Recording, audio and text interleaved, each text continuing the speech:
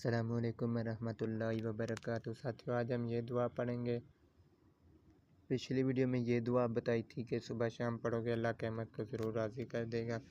فضیلت بھی لکھی ہے، لیکن 5 وقت نماز کی پابندی کیجیے، صبح شام ذکر کیجیے، قرآن کی تلاوت کیجیے، بڑے چھوٹے گناہوں سے بچیے، تو پھر اللہ راضی ہوگا، تو قیامت کو راضی کر دے گا۔ تو یہ دعا لکھی ہے۔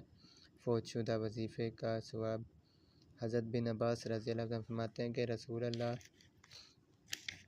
وسلم نے فرمایا، جو شخص صبح و شام ذیل کی آیات تلاوت کرے تو اگر غفلت کی وجہ سے اس کے معمولی سے کوئی وظیفہ رہ بھی جائے تو انشاءاللہ اس کا ثواب پورا مل جائے گا۔ جس کو دعاتیہ پڑھ لے، جس کو نیتی میں ساتھ پڑھ لے۔